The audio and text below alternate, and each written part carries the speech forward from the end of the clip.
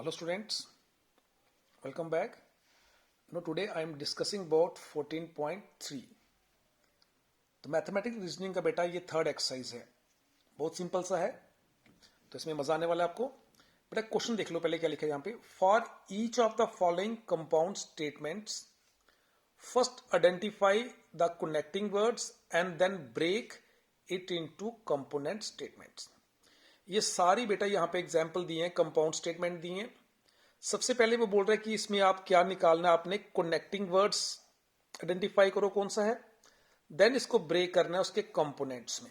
अगर compound statement है obviously उसके पार्ट्स होंगे, तो जो उसके पार्ट्स होते हैं उन्हें कंपोनेंट्स बोलते हैं। तो ये मैंने आपको सारा बताया कंपाउंड स्टेटमेंट क्या होता है। अब देखते हैं यहाँ पे आगे। ये मैंने बेटा फर्स्ट पार्ट यहाँ पे लिख लिया, यहां से फर्स्ट पार्ट कॉपी किया। All rational number are real and all real number are complex. ये आपके सामने क्वेश्चन है, देख सकते हो इसको आप। ऑलराइट, अब इसका मैं यहां पे सोल्यूशन लिखने जा रहा हूं। क्या होगा, अब लिखे all rational number are real and, अब all real number are complex. सभी रैशनल नंबर क्या होते हैं, रियल, और सभी रियल नंबर क्या है, कॉम्प्लेक्स। तो इसमें एंड यूज हो रहा है, ये कंपाउंड स्टेटमेंट है।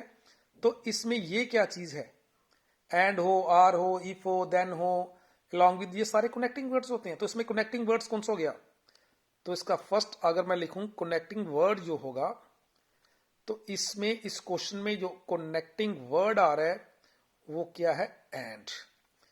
ये आपका फर्स्ट आंसर हो गया। अब इसके कंपोनेंट्स लिखने हैं, तो पहला जब कंपोनेंट लिखने हैं मैं टॉप पे लिखता हूं इस स्टेटमेंट के कंपोनेंट्स।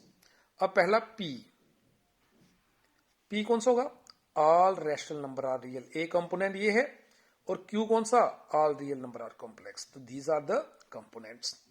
यहां लिख सकते हैं आप all rational numbers are real, ये इसका फर्स्ट कंपोनेंट। अब क्यू सच दैट, तो all real numbers are complex. तो ये इसके कंपोनेंट हो गए। एक पार्ट इसका ए कंपोनेंट है ये वाला, और सेकंड कंपोनेंट ये हो गया। अब इसमें क्या प्रॉब्लम बेटा, कोई प्रॉब्लम नहीं होनी चाहिए। तो ये इन दोनों स्टेटमेंट्स को आपस में मिला रहा है, तो ये कनेक्टिंग वर्ड और ये दो क्या होंगे, इसके कंपोनेंट्स हो गए। ऑलराइट, अब बेटा सेकंड की बात करें, क्या लिखा है, square of an integer is positive. ये सेकंड पार्ट है, square of an integer is positive और नेगेटिव। अब सबसे पहले इसमें बेटा कनेक्टिंग वर्ड ढूंढे क्या आप, तो इसमें कनेक्टिंग वर्ड क्या है, ये कनेक्टिंग वर्ड हो गया, और ये कनेक्टिंग वर्ड। तो इसमें अब इसके कंपोनेंट क्या होंगे, square of an integer is positive. यहां बात कर रहे हैं इंटीजर के स्क्वायर की, वो पॉजिटिव या नेगेटिव। तो फर्स्ट कौन सा होगा, square of an integer is positive, और सेकंड कंपोनेंट क्या, स्क्वायर ऑफ एन इंटीजर, इसी की बात कर रहा है, वो क्या होगा, नेगेटिव। तो वो उसका कंपोनेंट। अब मैं सेकंड पार्ट की अगर बात करूं, तो उसमें जो कनेक्टिंग वर्ड है, कनेक्टिंग वर्ड, तो वो उसमें क्या है, और ये हो गया। और इसका first component square of an integer is positive, तो पी लिख लो। तो what is that, that is a square of an integer को जी से भी लिखते हैं, इज पॉजिटिव। ये पहला कंपोनेंट हो गया। और सेकंड कंपोनेंट क्या करेंगे कि square of an integer is negative. तो ये बेटा इसका कंपोनेंट हो गया। अब क्या टफ है इसमें, है ना, square of integer is positive first component, square of an integer is negative ये सेकंड कंपोनेंट, और आर इसमें क्या है, कनेक्टिंग वर्ड। अब थर्ड पार्ट में यही बता देता हूं आपको। अब लिखा था sand heat up quickly in the sun, the sand heat up quickly in the sun and does not cool down fast at night.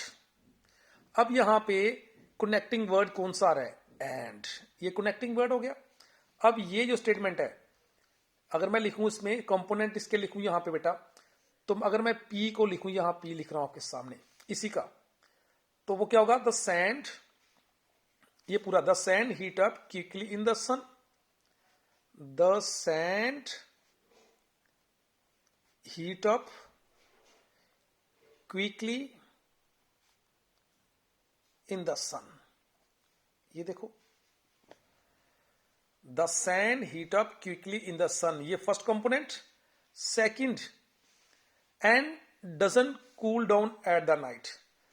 लेकिन ये किसकी बात कर रहा है? सैंड की ही बात कर रहा है। तो यहां पे लिखेंगे तो sand does not cool down fast at night.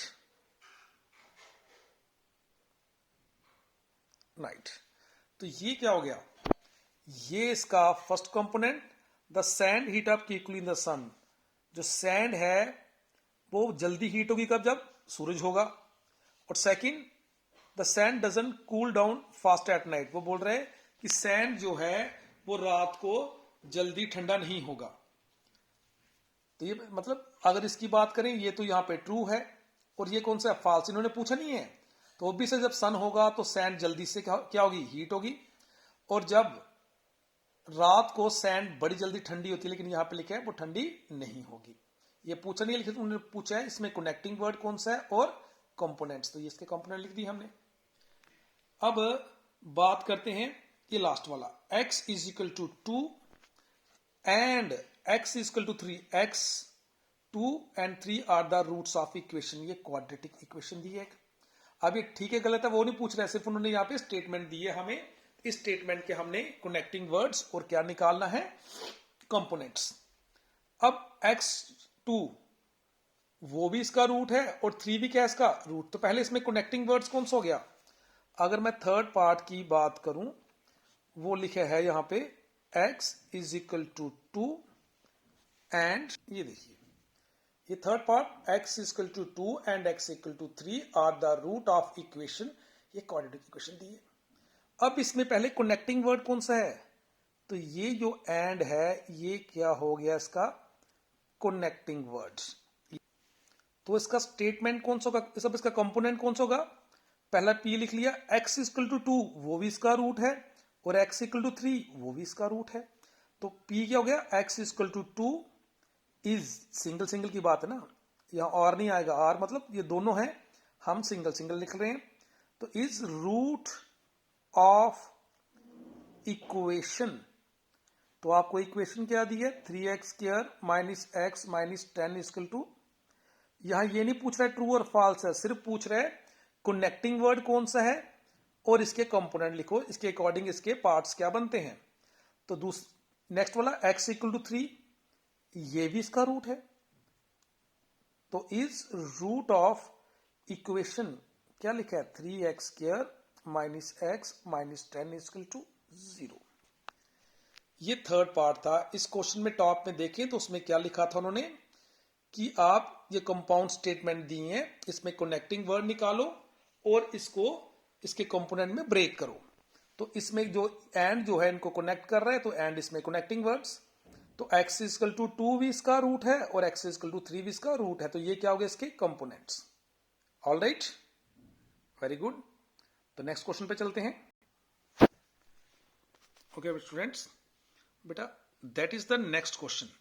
देखो ध्यान से, identify the quantifier in the following statement and right the negation. All right, अब इसमें क्या करना है आपने? क्वांटिफायर आइडेंटिफाई करना है और इसका नेगेटिव लिख देना है आपने। ऑल राइट, अब क्वांटिफायर की बात करें बेटा, तो बेटा क्वांटिफायर जहां टर्म यूज की है, क्वांटिफायर बेटा एक सिंबल, ये देखो ये सिंबल होता है फॉर ऑल और इसको फॉर एवरी भी बोलते हैं। और ये वाला सिंबल जो है इस तरह से, इसे देयर एग्जिस्ट बोला जाता है। ये सिंबल देयर एग्जिस्ट या फॉर ऑल किसी स्टेटमेंट में यूज होता है तो उन्हें क्वांटिफायर कहते हैं। ऑलराइट, ये देयर एग्जिस्ट और ये फॉर ऑल या फॉर एवरी बोलते हैं। इसको वी डालना है, इसमें कट कर देना है। अब ये मैंने क्वेश्चन लिख लिया है, there exist a real number which is equal to its square. ये क्वेश्चन दिया है, देयर एग्जिस्ट एक नंबर होगा which is equal to its square, वो नंबर जो होगा उसके स्केयर के इक्वल होगा। ये हमें स्टेटमेंट दी है। अब यहां ये नहीं पूछ रहे, फिर से बोल रहा हूं ट्रू फॉल्स, हमें सिर्फ इसमें क्या ढूंढना है, क्वांटिफायर। तो इसमें क्वांटिफायर कौन सा है, ये देयर एग्जिस्ट है बेटा, ये होता है क्वांटिफायर। ये क्या हो गया, ये क्वांटिफायर हो गया आपका एक आंसर। अब इसको नेगेटिव लिखना है आपने, नेगेशन में क्या करना है, इसको आपने नेगेशन में लिखना है। तो देखो ध्यान से, नेगेशन में कैसे करेंगे इसको, आप नेगेशन में इसको नेगेटिव में कर दीजिए। ऑलराइट, वो कैसे करेंगे इसका आप, अब यहां पे लिखे बेटा देयर एग्जिस्ट, तो मैं इसको नेगेशन में लिख रहा हूं, स्टेटमेंट को नेगेटिव फॉर्म में। तो इसमें एक नंबर एग्जिस्ट करेगा, तो जब नेगेटिव लिखने हैं देयर डजंट एग्जिस्ट, मतलब एक नंबर एग्जिस्ट नहीं कर, there doesn't exist a number which is, आगे सेम लिख दो, which is equal to its square. तो ये नेगेशन हो गया, देयर एग्जिस्ट हो गया, फॉर ऑल हो गया बेटा, ये क्वांटिफायर होता है। इस क्वेश्चन में था there exist a number which is equal to its square, तो इसका नेगेशन क्या होगा, नेगेशन इसका देयर एग्जिस्ट है तो उसको लिखते हैं देयर डजंट एग्जिस्ट, ये नेगेशन हो गया। आगे सेम लिख दीजिए उसको आप। ऑलराइट, अब आते हैं नेक्स्ट क्वेश्चन के ऊपर, नेक्स्ट पार्ट इसका। फॉर एवरी, ये मैंने भी बताया आपको, इसका सिंबल ये होता है। For every real number x, हर एक रियल नंबर जो एक्स होगा, एक्स इज लेस देन, जो एक्स होगा वो इससे छोटा होगा। तो पहले इसमें क्वांटिफायर कौन सा हो गया, ये। तो इसमें अगर क्वांटिफायर की बात करूं मैं, तो कहते पहले आइडेंटिफाई करना है क्वांटिफायर। तो क्वांटिफायर इसमें क्या हो गया, फॉर एवरी, ये फॉर एवरी इसमें क्या हो गया, क्वांटिफायर। अब इसको नेगेशन में लिखना है, नेगेशन इसका नेगेशन इसको नेगेटिव में कर दीजिए। नॉट है, नेगेशन क्या होता है, अगर टर्म ट्रू है तो फॉल्स कर दो, फॉल्स है तो ट्रू कर दो। अब फॉर एवरी रियल नंबर है यहां पे, फॉर एवरी रियल नंबर। तो नेगेशन में अगर इसको जब करना हो आपने, तो क्या करेंगे, कहता हर एक रियल नंबर एक्स, अगर बेटा इसको देखें लिखा है एक्स इज लेस देन, मतलब ये इस तरह से लिखा है, इसको अगर लिखा जाए एक्स लेस देन किससे, सॉरी मैं ग्रेटर लिख दिया, सॉरी, ये एक्स, ये हमें क्वेश्चन में दिया हुआ है कि जो एक्स है less than x plus one. अब नेगेशन क्या होगा कि ये इससे छोटा है, तो नेगेशन ये इससे छोटा नहीं है, बस इतनी सी बात। तो अगर इसको लिखने है नेगेशन, तो for every real number x, आगे एक्स इज लेस देन है, तो यहां पे क्या कर दो आप, यहां x is less than x plus one, तो x is not less than x plus one, x plus one से छोटा है, तो negation x is not less than x plus one. तो दैट इज सिंपली इस स्टेटमेंट का ये negation हो गया। अंडरस्टैंड, प्लस सिंपल सा बेटा। अब थर्ड पार्ट पे आते हैं। थर्ड पार्ट देखो, देयर एग्जिस्ट अ कैपिटल। अब इसमें पहले क्वांटिफायर से देख लो, इसमें क्वांटिफायर क्या हो गया, अगर बात करें इसमें क्वांटिफायर जो है वो क्या हो गया, देयर एग्जिस्ट। तो देयर एग्जिस्ट जो है ये क्वांटिफायर आपका फर्स्ट आंसर हो गया। अब मुझे इसका नेगेशन लिखना है, नेगेशन नेगेटिव में लिखना है इसको। ऑलराइट, अब ध्यान से देखो इसमें क्या लिखा आगे, अगर इसको पढ़े, ठीक है, अ capital for every state in India, तो मतलब हर एक स्टेट की एक कैपिटल है, तो इसका नेगेशन क्या होगा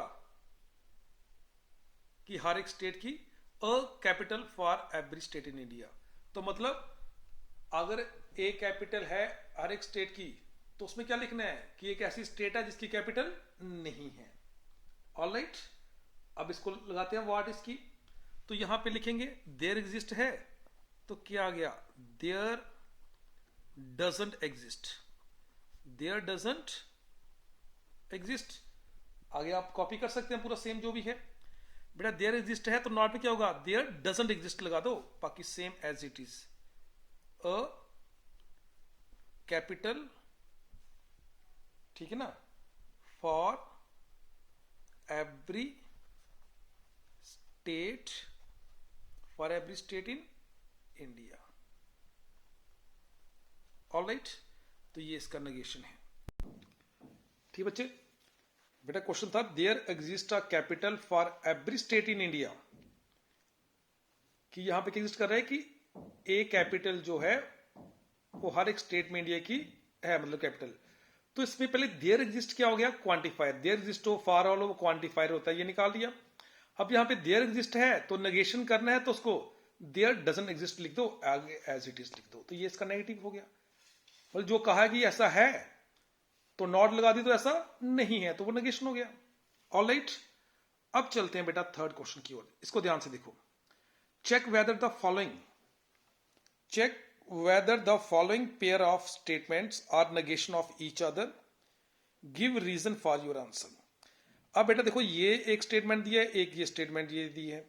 पूछ रहा है कि ये दोनों, ये वाला इसका नेगेटिव है, मतलब अगर ये ट्रू है तो ये फॉल्स होना चाहिए, तो अगर ये फॉल्स है ये ट्रू, अगर ऐसा है तो ये क्या होगा, इसका नेगेशन है, अगर ऐसा नहीं है तो ये इसका नेगेशन नहीं है। सिंपल सी बात। ऑलराइट, अब चलते हैं हम आगे। ये देखिए बच्चे, अब बेटा इसमें फर्स्ट स्टेटमेंट ये पी क्या लिखा है, x plus Y is equal to Y plus x is true. X plus Y is equal to Y plus x is true for every real number x and y. कहता कोई भी एक्स और Y लीजिए आप, कोई भी एक्स और वाई, तो x plus Y is equal to Y plus x जो है वो ट्रू होगा। तो अगर x plus Y is equal to Y plus एक्स है तो इसका नेगेटिव क्या होगा बेटा, अगर मैं इसका फर्स्ट का नेगेशन लिखूं, अगर मैं इसको p मान लेता हूं, ठीक है ना, इसको मैंने p मान लिया ऐसे, ठीक है बेटा, और इस पूरे को q मान लेता हूं, डन। अब ये जो है x plus Y is equal to Y plus x, तो इसका नेगेटिव क्या होगा, x plus y is not equal to Y plus x. कहता है x plus y y plus x के इक्वल है, तो नेगेशन क्या होगा कि x प्लस वाई इसके इक्वल नहीं है। तो अगर यहां पे इस तरह से दिया हुआ है तो ये इसका नेगेटिव है, अदरवाइज ये एक दूसरे के नेगेशन नहीं है। अब जहां लिखा है देयर एग्जिस्ट, यहां पे रियल नंबर x और y, जहां पे दो नंबर एग्जिस्ट करेंगे, दो नंबर होंगे x और y, for which x plus y equal to Y plus x, तो उसमें क्या होगा x प्लस वाई और y प्लस एक्स इक्वल होगा। तो ये दोनों स्टेटमेंट सेम नहीं आ रही है, ये भी x plus y y plus x के इक्वल, ये भी क्या बोल रहा है x plus y equal to Y plus x, तो दोनों टर्म क्या होंगी, सेम होंगी। लेकिन नेगेशन में क्या होना चाहिए था कि अगर एक्स प्लस वाई जो है वाई प्लस के एक्स के इक्वल है, तो इसमें क्या होना चाहिए था, इसमें x plus y is not equal to Y plus x. लेकिन इसमें यहां पे देखो क्या लिखा उन्होंने, सेम वही लिख दिया। तो वो इट्स मीन, अगर इसमें हम बताएं, ठीक है ना, इट्स मीन यहां पे क्या हो गया, both statement are same, both statements are same. अगर दोनों स्टेटमेंट सेम हैं तो बेटा they are not negation, they are not negation of each other, they are not negation of each other, simple। समझ गए ना बेटा आप, मतलब इसमें बोल रहा है कि x प्लस वाई जो है वो y प्लस एक्स के इक्वल होगा, तो नेगेशन का मतलब ऐसा होना चाहिए था। लेकिन इसमें भी क्या बोल रहा है कि x plus y equal to Y plus x ही है, तो ये दोनों सेम हैं, तो ये एक दूसरे के नेगेशन कैसे होंगे। ऑलराइट, इसका मतलब ये दोनों स्टेटमेंट्स जो हैं वो एक दूसरे के नेगेशन नहीं है। अंडरस्टैंड बेटा। अभी जो क्वेश्चन फोर्थ है ना, उसमें पूछा गया है इंक्लूसिव आर और एक्सक्लूसिव आर को बताना आपने, तो मैं ये आपके लिए लेके आ गया। ये मैंने आपको बेटा लेक्चर में बेसिक कंसेप्ट दिया, मैंने उसमें बताया है। अब ये और ये होता है वो दो तरह से होता है, इंक्लूसिव आर और एक्सक्लूसिव आर, इसको थोड़ा सा ध्यान से देख लें, इससे आपको हेल्प मिल जाएगा। इंक्लूसिव आर में बेटा सिर्फ आपने ये ट्रुथ टेबल याद रखिए। इसमें क्या होता है, पी और बेटा ओबीसी अगर कंपाउंड स्टेटमेंट है उसमें दो स्टेटमेंट होंगी, पी और क्यू। ये सिंबल आर होता है, ये होता है आपका इंक्लूसिव आर का, और ये होता है एक्सक्लूसिव आर नीचे बार। अब ये वाला एक्सक्लूसिव और इंक्लूसिव कब होगा, ये देखो बेटा। इंक्लूसिव आर में क्या होता है अगर एक भी स्टेटमेंट ट्रू हुई तो ओवरऑल वो क्या होगा, ट्रू होगा। तो मतलब अगर first statement true, second true, तब भी ट्रू होगा। दोनों में से कोई भी एक स्टेटमेंट ट्रू होगी तो ओवरऑल वो स्टेटमेंट क्या होगी, ट्रू होगी, तो मतलब वो इंक्लूसिव आर। अगर फर्स्ट स्टेटमेंट फॉल्स, सेकंड भी फॉल्स है तो वो फॉल्स होगा। एक भी स्टेटमेंट एटलीस्ट वन, दोनों में से एक भी अगर ट्रू, दोनों ट्रू तो ट्रू होगा। लेकिन एक्सक्लूसिव में क्या होता है बेटा, एक्सक्लूसिव में क्या होता है दोनों में से एक पॉसिबिलिटी होनी चाहिए, दोनों में से एक पॉसिबिलिटी तब ट्रू होगा एक्सक्लूसिव। जैसे यहां लिखा है सनराइज मून सेट, ध्यान से देखो उसको, क्या ये दोनों पॉसिबल हैं? एक ही समय पे दोनों पॉसिबल हैं क्या? ये पॉसिबल नहीं है। तो ऐसे स्टेटमेंट्स जिसमें वो चीज पूछ रहा है, अगर सनराइज हो रहा है तो उस समय आपको याद है कि मून सेट नहीं होगा, समझे ना? दोनों पॉसिबिलिटीज देखो जैसे लिखा है, और इसमें एक ही केस होता है, कब? ये दो केस बेटा, दोनों में से एक चीज पॉसिबल होनी चाहिए। और इसमें क्या था इसमें अगर एक ट्रू है तब भी ट्रू, दोनों ट्रू है तब भी ट्रू होगा। तो एक्सक्लूसिव में जहां पे दोनों टर्म है, ट्रू भी है और फॉल्स भी है, ट्रू भी हो रहा है, मतलब एक ट्रू है एक फॉल्स, एक फॉल्स एक ट्रू, दोनों में से अगर एक चीज पॉसिबल है तो उसमें हमेशा और आता है बेटा। जिसमें दोनों में से एट ए टाइम एक पॉसिबिलिटीज हो सकती है उसमें एक्सक्लूसिव आर, और जिसमें एक है, एक ट्रू है या दोनों हैं तो वो आपका, यहां पे मैंने एग्जांपल दी थी, यहां पे ऊपर आपको, student who has taken biology और केमिस्ट्री कैन अप्लाई फॉर, बेटा एक स्टूडेंट बायो का है चाहे केमिस्ट्री का है बीएससी में, तो वो इसके लिए अप्लाई कर सकता है, केमिस्ट्री वाला भी और बायोलॉजी वाला। अब इसमें ये वाला भी कर सकता है और ये वाला भी कर सकता है, ठीक है, ये एग्जाम्पल था। अब चलता हूं मैं आगे बेटा, ये आपका बेटा मैं क्वेश्चन लेके आ गया। अब स्टेट वेदर द और used in the following statement is exclusive और इंक्लूसिव। बेटा मैंने कहा इंक्लूसिव में दोनों पॉसिबल भी हो सकता है और एक पॉसिबिलिटी भी, लेकिन एक्सक्लूसिव में क्या होता है कि ऐसी स्टेटमेंट जिसमें दोनों चीजें एक समय पे नहीं हो सकती, तो वह उसमें और आता है। अब यहां पे देखो ये फर्स्ट पार्ट अभी आ गया, सनराइज और मून सेट। अब इसमें ये आर आपका इंक्लूसिव है या आर है ये दोनों चीजें एक ही समय पे, अगर सनराइज हो रहा है तो मून सेट नहीं हो सकता उस समय।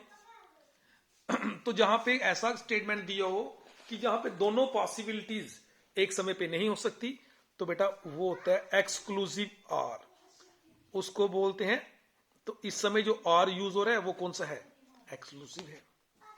अब इसमें देखो यहां, to apply for driving licence you should have a ration card और अ पासपोर्ट। अब इसमें आर हो रहा है तो ओबिस, ये कंपाउंड स्टेटमेंट और ये कनेक्टिंग वर्ड है। अब ये इंक्लूसिव है या एक्सक्लूसिव है? तो बेटा ड्राइविंग लाइसेंस के लिए आपको राशन कार्ड और पासपोर्ट दोनों ही चाहिए होते हैं यहां पे आपको। तो ड्राइविंग लाइसेंस के लिए अगर आपने अप्लाई करना है तो आपको राशन कार्ड ये भी होगा तब भी चलेगा। देखो अगर राशन कार्ड है तब भी आप अप्लाई कर सकते ड्राइविंग लाइसेंस के लिए, और पासपोर्ट है तब भी आप अप्लाई कर सकते हैं। और इसमें क्या था, अगर फिर से देखें तो अगर सनराइज हो रहा होगा उस समय तो सनसेट, मून सेट है ना, सनराइज और मून सेट दोनों एक साथ नहीं हो सकते। सूरज निकलना और मून में निकलना ये पॉसिबल नहीं है एक ही समय पे।